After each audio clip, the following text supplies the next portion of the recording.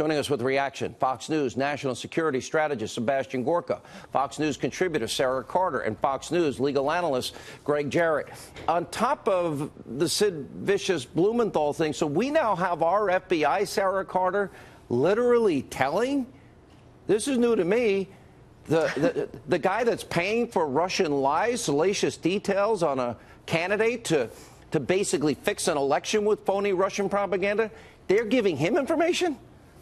I think that's incredible. You know, you would think that the FBI would be close-hold about their own investigation before sharing that, obviously with an ex-British spy who's working for Fusion GPS, who's being paid by the DNC and the Hillary Clinton campaign. Sean, the FBI usually does not share information with people that they're interviewing. And if Steele is delivering information to the FBI, it should be the FBI questioning Steele, not Steele questioning the FBI. I think what's interesting to me is after Steele got this information, where did Steele go with it? I mean, this is a question that needs to be answered. Did Steele approach Papadopoulos? Did he approach sources of Papadopoulos? How much information did he get from the FBI on George Papadopoulos? And those are questions that still need to be answered. Greg Jarrett, from the legal side of this, do you see any legal issues? And you've been the one that has been pointing out you have 4 levels deep of hearsay that would never be accepted in any court.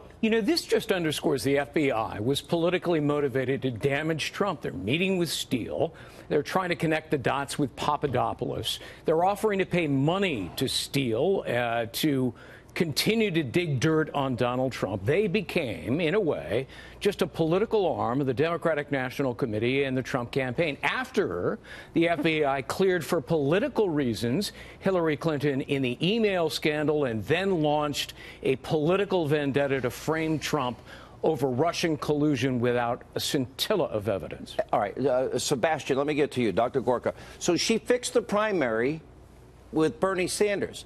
She had the legal issues so she could stay in the game. She had the FBI director and Peter Strzok, who hates Trump, loves Hillary, fix it so she can keep working. Otherwise, we know felonies were committed, mishandling classified information, et cetera. Then we literally have that fake dossier, you know, used to fix the general election, and then it's used for a FISA warrant against a opposing candidate in an election year, and it's used to surveil then a president-elect and his team. Sean, I'm a legal immigrant to this country. I'm proud to be an American. I am ashamed and horrified by everything we are learning every day from Sarah, from her colleague John, from you, from Greg. Jeff Flake should be concerned with the Stalinist tactics of the Obama administration, not insulting this president who loves his country. What we are seeing is the systematic targeting of political adversaries using trumped-up intelligence files full of propaganda and using domestic surveillance. We have to use that phrase, Sean. It is the domestic surveillance for political purposes against people who were running against them as their political opponents. That's what communist authoritarian regimes do. I hear now, we now know that the DOJ had to release the documents that the FBI had subpoenaed. They did it last minute. Rod Rosenstein tried to prevent it. He goes into Paul Ryan's office, begs him not to do it. We're getting some insight as to what we will learn next week. Sarah Carter, what are you hearing? Well, extensive FISA abuse. What Sebastian just brought up is very important. I mean, we have to look at what type of surveillance was being conducted. What warrant? What did they have as far as evidence to obtain warrants to actually spy on members of President? But the phony dossier was used, and then the FBI is collaborating with the guy that's getting the phony Russian propaganda. You can't make this up.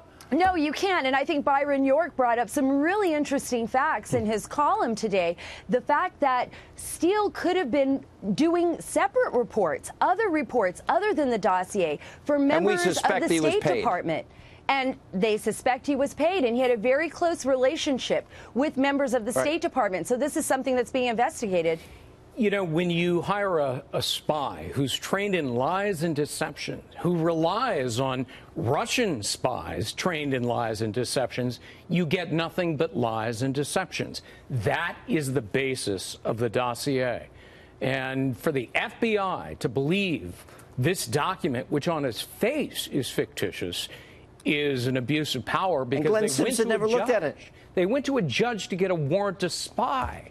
You can't. That's a fraud on a court to use a fake. I want to hear from that judge. Document. That judge, no judge I know likes being lied to. All right, so we have the fake news awards released tonight. Sebastian Gorka. It's not only the reports they get wrong; it's also the stories they will not cover. These stories, and I just see nothing but egg all over their face coming. I am so. It's so magnanimous of the president to put Russian collusion at the bottom of the list. Russian collusion, not Paul Krugman, that laughable individual. That should be at the top of the list. And I'm glad you've got a sense of humor, because you have to have a sense of humor. 50 minutes on what the president's belt size is and whether he has 2 scoops. It's a parody of media, Sean. It's an absolute joke. The list is great. We'll have more on it with Michelle Malkin and Joe Con.